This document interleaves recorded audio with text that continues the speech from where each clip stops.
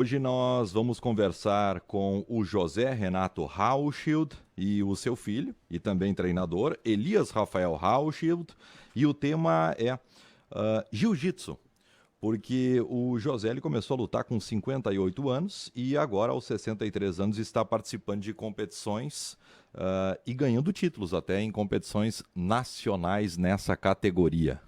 O que achou? Tu encara?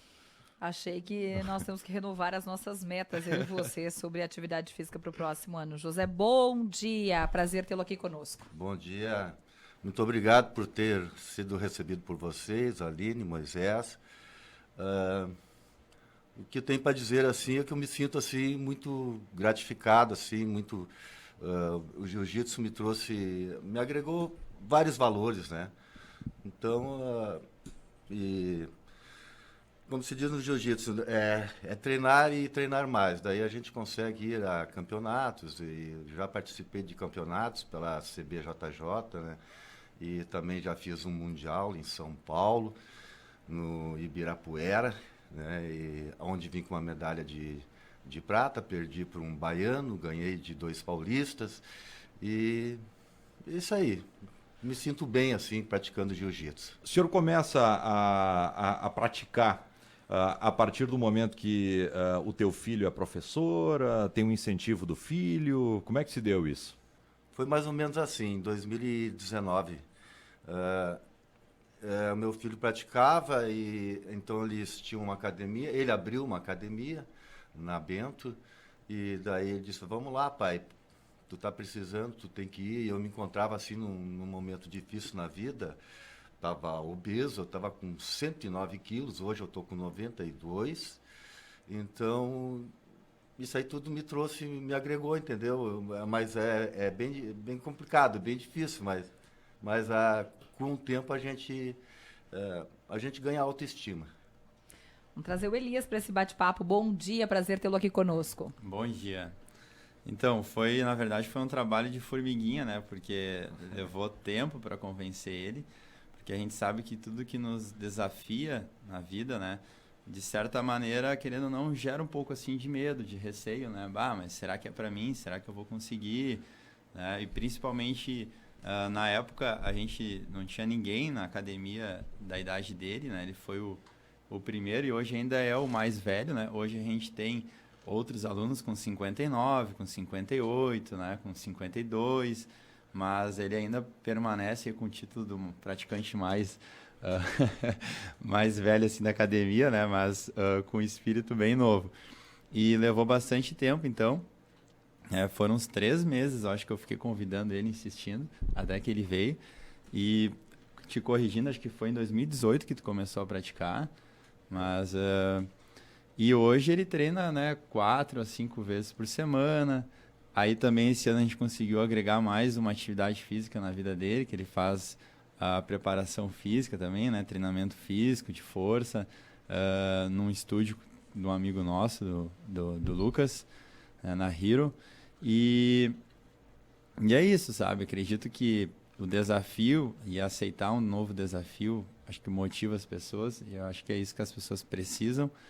E o jiu-jitsu ele possibilita isso, né? Indiferente da idade, a gente consegue atender todo mundo, porque, por exemplo, a gente divide, né, as aulas entre iniciante, intermediário, a gente tem aula particular também, então a gente consegue atender muito bem todos os públicos. E focando na competição, né, isso foi algo que veio assim naturalmente, né? E o jiu-jitsu é legal que ele dá oportunidade para todo mundo praticar, porque as categorias, né, como no futebol tem, vamos dizer assim, o veterano, né, no jiu-jitsu as categorias elas são divididas a partir dos 30 anos, vamos dizer assim, que seria o veterano, mas no jiu-jitsu é o master, ele é dividido de 5 em 5 anos. Então, possibilita, por exemplo, que um cara que tenha 60 anos compita com alguém que tenha de 60 a 65. Né, dentro do seu peso, dentro da sua faixa, né? Claro que a gente não encontra, né, praticamente competidores da idade dele, geralmente ele luta com a categoria de 50 a 55, que é onde tem mais faixa de competidores, porque quando a gente chega na dele para se inscrever, geralmente não tem ninguém para lutar. Daí a gente baixa uma categoria ou duas de idade para encontrar competidores para ele disputar, para não ir lá somente pegar uma medalha e vir embora sem ter luta, né? Então, esse é o maior desafio hoje ainda, é encontrar a galera para ele lutar. E aí, por isso que às vezes a gente vai para fora, para eventos maiores, onde tem maior número de praticantes, né? Que aqui no estado a gente já vai praticamente em todos os eventos que tem aqui no estado, né? Não tem só ele de competidor na academia, a gente tem vários outros alunos, né? Crianças também que participam. E aí a gente busca esses eventos maiores onde a gente consegue ter, né, um número maior assim, de participantes. Elias, só para entender, a história do teu pai começa bem depois, pelo teu incentivo, pela tua ideia, aos 58 anos. E a tua história começou quando? Com quantos anos tu tinha? Bom, eu comecei a praticar jiu-jitsu com 19 anos, né? Nunca imaginei que Tens quanto hoje? Hoje eu tenho 30. Aham, Mais de 10 anos já praticando. Isso. Eu nunca imaginei que eu ia dar aula um dia, né? Então, quando eu comecei a praticar, sempre gostei de esporte, atividade física. Daí eu comecei a praticar jiu-jitsu com 19, né? Eu já fazia treinamento de força, assim, musculação tradicional, né? Desde os 15. E aí eu procurei alguma coisa a mais, né? A mesma história, assim, que muita gente que vai praticar jiu-jitsu, começou a olhar o UFC, né? Aquela história, eu tenho que aprender isso aí. Daí eu fui. Aí, no ano seguinte, eu comecei a cursar a Faculdade de Educação Física também, né, ali na Univates. E quando eu já estava, acho que 6 anos por aí praticando, eu já era faixa roxa, aí eu decidi abrir a própria academia, né? E aí eu comecei a abrir a própria academia, daí eu já troquei de um endereço, fui para outro, né? Inclusive, esse ano agora, mês passado acabei de trocar de novo de endereço, né? Então foi aumentando, foi exigindo cada vez um espaço maior.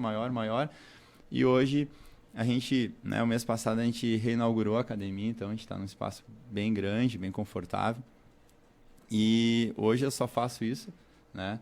Até 2 anos atrás eu trabalhava ainda paralelo com outras coisas, mas aí desde então faz 2 anos agora que eu foco somente em dar aulas, né? Então a gente virou realmente uma escola referência.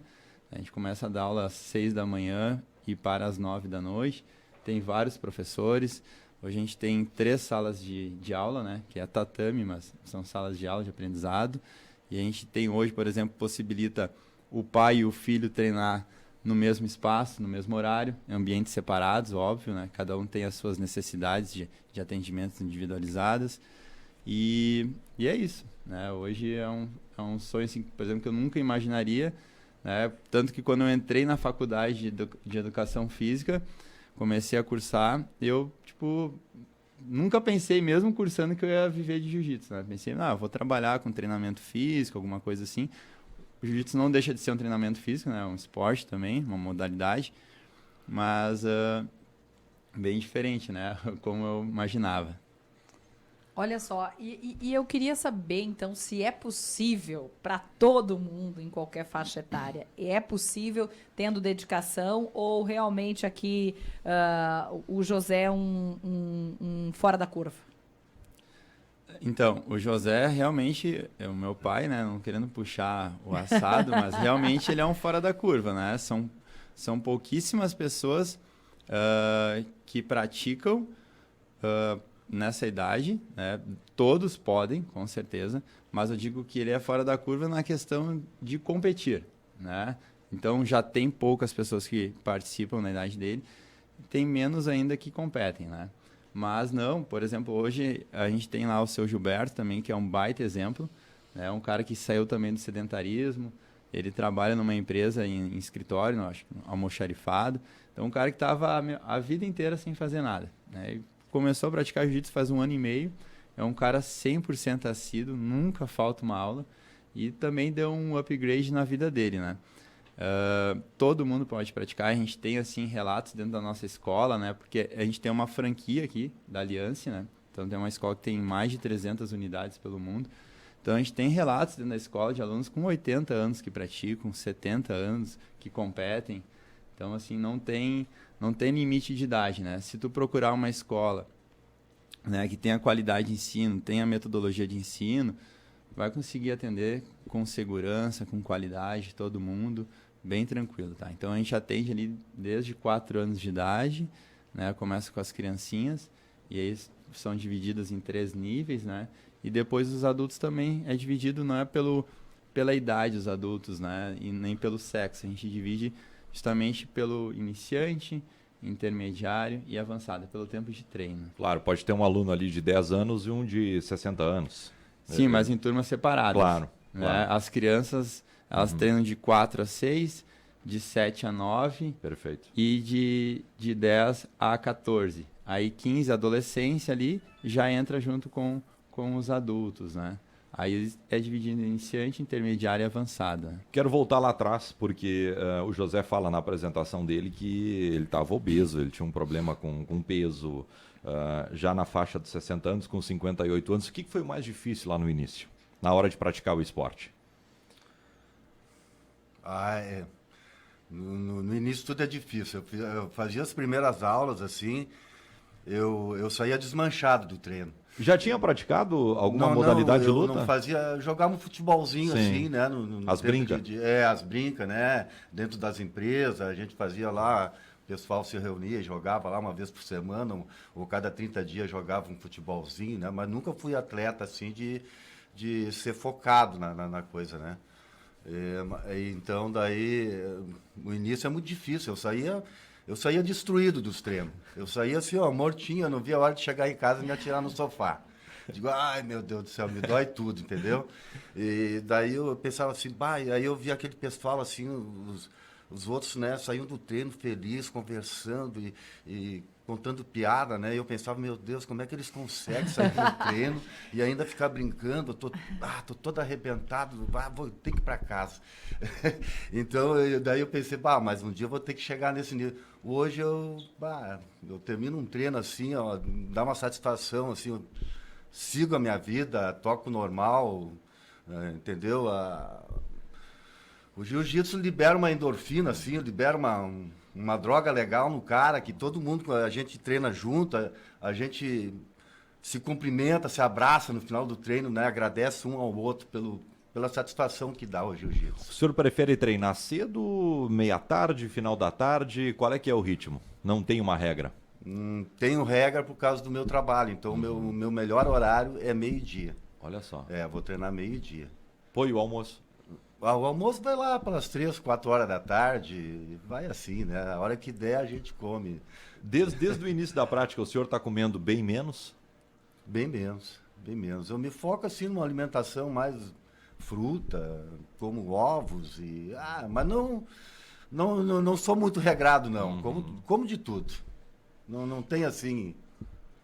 E a competição? Porque daí entendi, né? Teve a motivação ali do filho, começou a treinar. Mas e aí competir? Porque poderia ter ficado só no treino, só na atividade, né? Como que veio isso? Como que é também estar lá? Nossa senhora, vocês não fazem nem ideia, cara. Você vai para um ginásio, você nunca foi para um ginásio, assim, né? Daí tu te imagina, assim, dentro de vamos dizer que nem eu fui para o Ibirapuera, lá em São Paulo, aquele ginásio. É um templo. Foi o ano passado. É um templo aquilo, é maravilhoso, sim, né? Sim, daí tu te imagina dentro daquele ginásio, assim, um cara que nunca competiu, nada, fez aquele público, aquelas pessoas, aquilo ali é uma barreira, assim, e impõe sobre a pessoa, assim, né? É um desafio muito grande. É um desafio muito grande. É satisfatório. Depois você cumpre aquelas metas, aquilo que você se focou, né? E dá certo, você fica muito feliz. Vamos pedir para o prof. Ele ficou competitivo rápido? Sim, ele começou na faixa branca já a participar, né? Hoje ele é faixa roxa, né? Então, e foi, na verdade, quando a gente vai competir, assim como todas as modalidades, né? A gente vai, assim, na galera, sempre vai mais gente junto, né? Então tem toda aquela trip, tipo, sai todo mundo junto, volta junto. Sempre rola aquelas brincadeiras, diversão no campeonato, né? Então eu sempre digo que o momento de competir é diversão, né? Como ele falou, dá aquele nervosismo normal, né? Mas eu acredito que tu fazer uma conexão disso para a tua vida pessoal é muito importante, né? Porque essa lição, por exemplo, tu ter um desafio, até vocês aqui no trabalho, poxa, né? Vão receber, não nós, que a gente não é celebridade, né? Vão receber uma celebridade internacional aqui, vai bater um nervosismo para entrevistar o cara. E aí? não dá para regar, né? Tem que encarar de frente, respira, fica calmo. Depois que passa, vem aquela satisfação enorme, tipo, de prazer, de realização pessoal, de tipo, me desafiei, me superei, isso é muito bom, né? E aquilo ali te motiva pro restante da tua vida, tanto pessoal como profissional, né? Então, eu acredito que o jiu-jitsu, a diferencial dele é tu trazer essa aplicabilidade dele para tua vida, né? Por isso que eu sempre digo para os alunos, a gente usa o jiu-jitsu todos os dias, em todos os momentos, né? Não na questão literal, assim, realmente de se defender na rua, porque hoje em dia isso praticamente não acontece, né? Hoje em dia a gente vive, por mais que tenha violência na sociedade, mas a gente vive numa sociedade muito mais segura. Dificilmente tu vê alguém brigando na rua, né? As coisas se resolvem de outra maneira, mas essa segurança, essa autoestima, né, se sentir seguro, se sentir confiante, isso é muito importante, né? E isso tu vai trazendo, que nem para ele, se desafiou lá ele treinando, porque a maioria dos alunos tem 30, 35 anos, 25, 40, né? E ele se desafiando com a galera muito mais nova, né? Então isso ele consegue aplicar no dia a dia dele, né? Se sentir mais confiante e seguro. Sabe, Aline, que quando ele fala aqui, se a gente entrevistasse o Anderson, a gente até ficaria um pouco mais nervoso, mas com o mesmo respeito e a responsabilidade de entrevistar vocês. Deixa eu fazer uma pergunta, porque a gente precisa desmistificar um pouquinho isso. Sempre que a gente fala de um esporte que envolve luta e competição, as pessoas ficam com aquela impressão que é um esporte violento. E quando a gente conversa com eles, a gente vê que vocês são pessoas extremamente equilibradas, tranquilas. Quando chega lá um aluno que tu nota assim que o cara tem alguma agressividade, o quanto melhora ele praticar o jiu-jitsu? Bastante, né? Muito, não tem... Que tem uma disciplina forte ainda. Bastante, vamos trazer para uma coisa muito mais real, que acontece bastante nas situações. Por exemplo, eu tenho muitos alunos, público infantil, né? Crianças que têm TO, que têm TDAH, crianças, né, que já passaram por inúmeras situações, por exemplo, pais que se separaram, né, a criança fica, né, às vezes um pouquinho revoltada, né, ou também como os outros casos que eu falei. Ajuda bastante, né, tanto que as crianças vêm geralmente com indicação, né, do psicóloga, né, do médico, pediatra, enfim, então ajuda, porque tu consegue canalizar, né, aquele momento, assim, às vezes de raiva, às vezes, né, de muita energia, ali no tatame de jiu-jitsu, né? E como é uma luta em que não tem soco e chute, né, então tu não fica agressivo. Tu consegue distribuir essa energia sem machucar o teu colega, sem se machucar, né? E a gente preza muito a questão da disciplina, do respeito ao próximo. Então, não tive casos assim, né? Nunca teve nenhum caso na academia de alguém se agredir um ou outro, tipo, no momento de raiva, né? Mas vem pessoas, como tu comentou mesmo agora, né? Até adultos também, às vezes, né? Com luto, né? E às vezes o luto, ele vem de uma maneira diferente, né? Às vezes ele vem com a dor é transformada em raiva, né? Também pode acontecer, então a gente já teve casos assim também, de pessoas que perderam familiares e ali vem encontrar no jiu-jitsu um ambiente onde eles vão ter o pertencimento. Acredito que depois que aconteceu a pandemia, que não tem como a gente não falar disso, né? O isolamento social, o que as pessoas mais vêm buscar hoje na academia de luta é o pertencimento.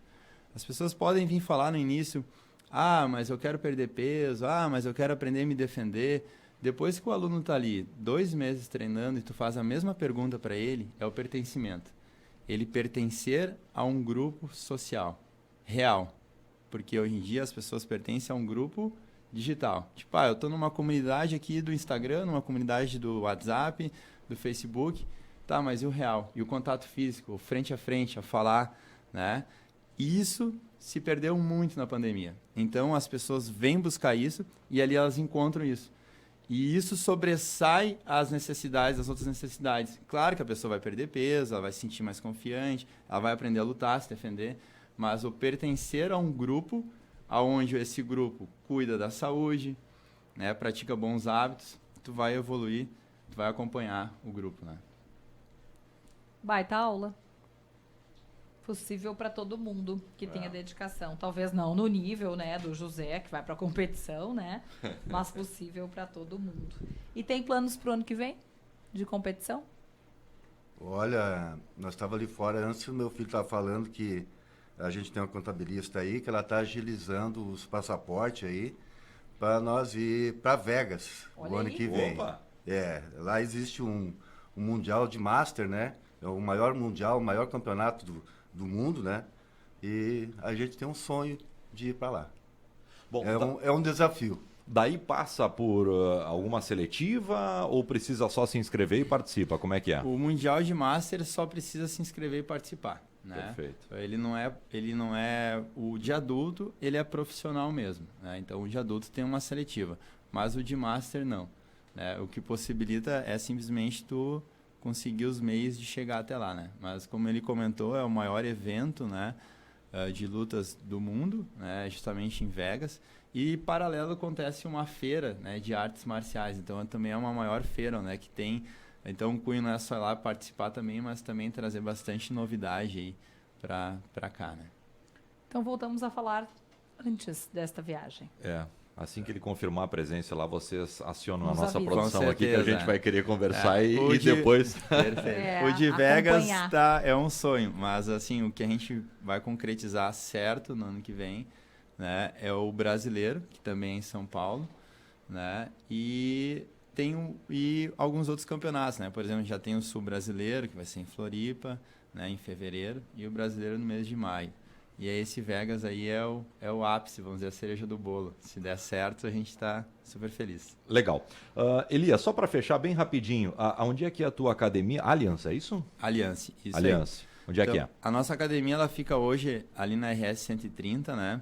Como referência do lado daquelas casas de festas que tem ali a Fantasia, Perfeito. né? Fica ali naquelas salas comercial. Pertinho daqui a mulher. Isso aí, Tá. pertinho dali. Então a gente tem as redes sociais, Aliança Americano, né? Pode procurar no Instagram, no Facebook e ali entrar diretamente em contato conosco ali, quem quiser agendar sempre uma aula experimental. Legal. José, Elias, muito obrigado pela presença de vocês Obrigado. aqui. Obrigado por Sucesso todos. e se cuidem. Tá bom. Belíssima história. Nossa. Nossa. Valeu. 9 e 7. Uma pausa, Aline Silva. Uma pausa. Agradecer a Gabriela Rautrive, que garimpou essa baita pauta para o dia de hoje. 9 horas e 7 minutos. Intervalo. Aliás, antes do intervalo, atualização das